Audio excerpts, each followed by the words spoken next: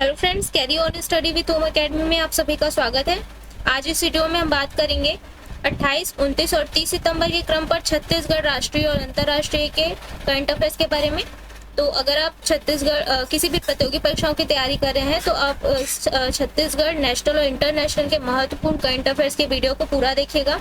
I hope ये video आप सभी के लिए हेल्पफुल हो। तो चलिए स्टार्ट करेंगे कल के प्रश्न से। कल का प्रश्न आपका दिया गया है, हाल ही में 16 सितंबर को किस क्रम का विश्व ओजोन दिवस मनाया गया है। तो 16 सितंबर को जो है 16 सितंबर 2023 को 29वें क्रम का विश्व ओजोन दिवस मनाया गया है। ये पर्यावरण, वन और जलवायु परिवर्तन मंत्रालय द्वारा मनाया गया है।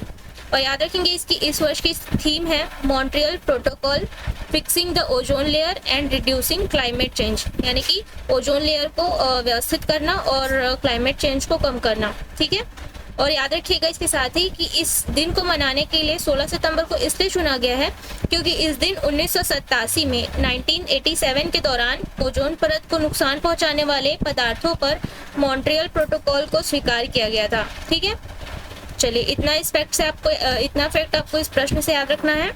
तो अगला प्रश्न देखते हैं आपका, हाल ही में राज्य की किस समाज सेविका को राष्ट्रीय सेवा योजना पुरस्कार से सम्मानित किया गया है। तो कुमुदनी साव है, इन्हें जो है राष्ट्रीय सेवा योजना पुरस्कार से सम्मानित किया गया है। विस्तार पर बात करेंगे। राष्ट्रपति द्रौपदी मुर्मू द्वारा दुर्ग की कुमुदनी साव को शिक्षा और समाज सेवा के क्षेत्र में योगदान हेतु राष्ट्रीय सेवा योजना NSS पुरस्कार से सम्मानित किया गया है। कुमुदनी ने समाज सेवा के साथ कई बालिकाओं को आत्मरक्षा के गुण भी सिखाए हैं। ठीक है, अगला प्रश्न है, हाल ही में BCCI द्वारा आयोजित वुमेन्स T20 ट्रॉफी के लिए बिलासपुर की कुल कितनी खिलाड़ियों का चयन किया गया है। तो बिलासपुर की कुल 5 खिलाड़ियों का चयन इसके लिए किया गया है। विस्तार पर बात करेंगे इसके लिए। BCCI द्वारा सीनियर वुमेन्स T20 ट्रॉफी का आयोजन 20 अक्टूबर से किया जा रहा है, जिसके लिए छत्तीसगढ़ की टीम तैयार कर ली गई है। इस टीम में बिलासपुर से चयनित टीम की कप्तान शिल्पा साहू के साथ साथ संजीत पटेल, प्रतिज्ञा सिंह, सृष्टि शर्मा और दुर्गेश नंदिनी भी शामिल है। ठीक है, इन 5 का चयन किया गया है बिलासपुर से छत्तीसगढ़ की टीम के लिए। अगला प्रश्न है, हाल ही में 20वीं राज्य स्तरीय एथलेटिक्स प्रतियोगिता भद्राई स्टेडियम में कब से कब तक आयोजित की जाएगी। तो बिलासपुर के भद्राई स्टेडियम में 20वीं राज्य स्तरीय एथलेटिक्स प्रतियोगिता 1 अक्टूबर से 3 अक्टूबर तक आयोजित किया जाएगा। विस्तार पर बात करेंगे इसके। एथलेटिक्स फेडरेशन ऑफ इंडिया के मापदंडों के अनुरूप छत्तीसगढ़ एसोसिएशन द्वारा 20वीं राज्य स्तरीय एथलेटिक्स प्रतियोगिता 1 अक्टूबर से भद्राई स्टेडियम में आयोजित होगी। इसमें सभी जिलों के 1500 खिलाड़ी और 250 खेल अधिकारी हिस्सा लेंगे। अगला प्रश्न है, हाल ही में छत्तीसगढ़ राज्य में स्कूली शिक्षा में बदलाव लाने के लिए कौन सी परियोजना शुरू की गई है। तो चौक परियोजना जो है राज्य में शुरू की गई है स्कूली शिक्षा में बदलाव लाने के लिए। विस्तार पर बात करेंगे। स्कूली शिक्षा में बदलाव लाने वाली चौक परियोजना को विश्व और भारत सरकार और छत्तीसगढ़ शासन ने मंजूरी दे दी है। इसके तहत विश्व बैंक अगले 5 साल में छत्तीसगढ़ को 2500 करोड़ रुपए देगा तथा राज्य की ओर से इसे पहले चरण में 400 करोड़ रुपए दिए जाएंगे।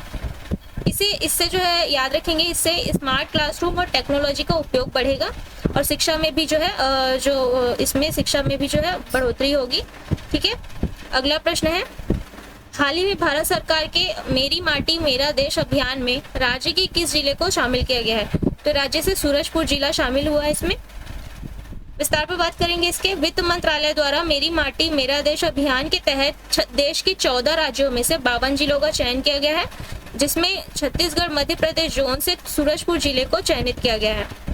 सीबीआई द्वारा जो है जिले के सभी 6 ब्लॉक में ब्लॉक वार गांवों का भ्रमण कर मिट्टी इकट्ठा कर मुख्य कार्यपालन अधिकारी को सुपुर्द किया गया है इस हेतु। ठीक है, अगला प्रश्न है आपका, हाल ही में रायपुर के किस प्रोजेक्ट को सामाजिक सरोकार की श्रेणी में स्मार्ट सिटी अवार्ड मिला है।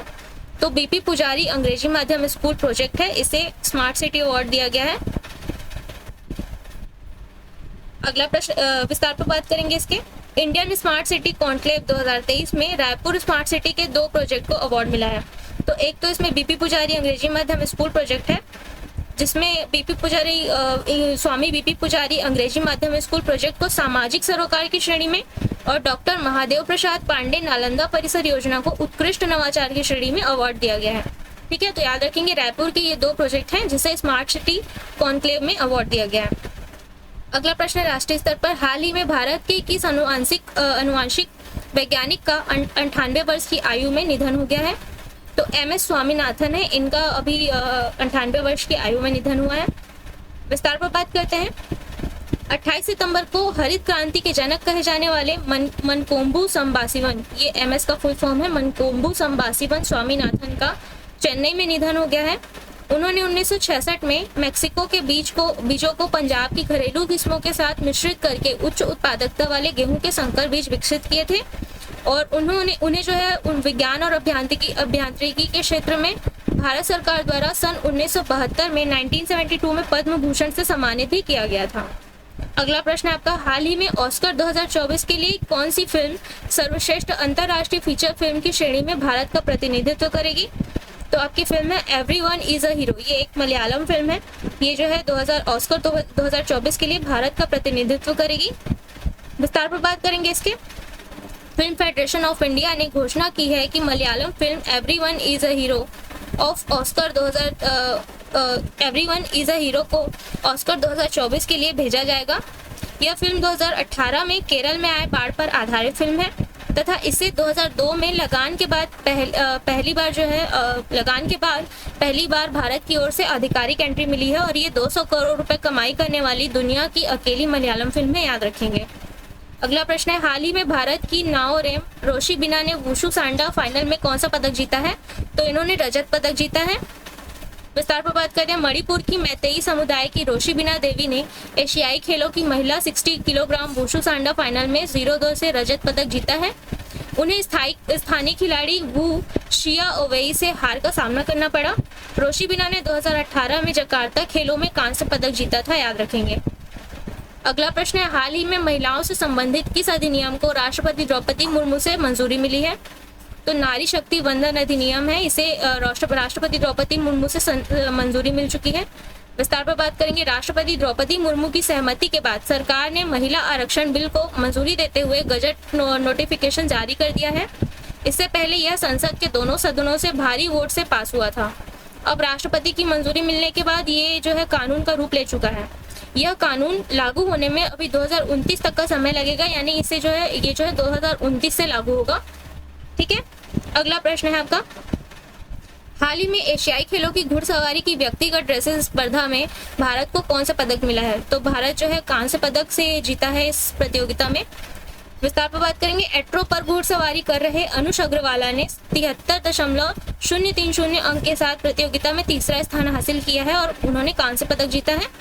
इसके साथ ही उन्होंने एशियाड में अपना दूसरा पदक जीत लिया है। और याद रखेंगे, भारत ने 1951 से घुड़सवारी स्पर्धा में 13 एशियाड पदक जीते हैं, जिसमें ये भी शामिल है।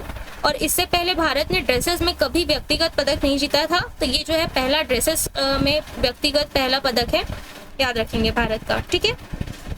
अगला प्रश्न है, विश्व स्वास्थ्य संगठन द्वारा WHO द्वारा हर साल विश्व रेबीज दिवस कब मनाया जाता है? तो हर साल विश्व रेबीज दिवस 28 सितंबर को मनाया जाता है।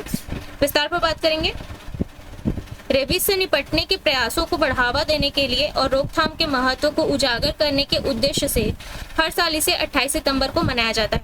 इस वर्ष की इसकी थीम है all for one, one health for all. और पहली बार 2007 में global alliance for rabies control द्वारा इसे मनाने की घोषणा की गई थी, याद रखेंगे। अगला प्रश्न है, हाल ही में एशियाड में भारत के पुरुष 10 मीटर एयर पिस्टल टीम ने कौन सा पदक जीता है? तो आपको इसका आंसर कमेंट बॉक्स पर देना है। और साथ ही हमारे एकेडमी में ऑनलाइन और ऑफलाइन क्लासेस अवेलेबल हैं, तो अगर आप किसी भी चीज़ की जानकारी चाहते हैं तो दिए गए कॉन्टैक्ट नंबर पर कॉन्टैक्ट कर सकते हैं या विजिट कर सकते हैं हमारे एकेडमी में। तो आज की वीडियो में इतना ही। अगर आपको वीडियो अच्छी लगी हो तो वीडियो को लाइक और शेयर कर दीजिएगा, चैनल को सब्सक्राइब कर लीजिएगा, जिससे हमारे सभी वीडियो आपको आसानी से अवेलेबल हो सके। तो आज की वीडियो में इतना ही, अगले वीडियो में मिलेंगे, तब तक के लिए धन्यवाद।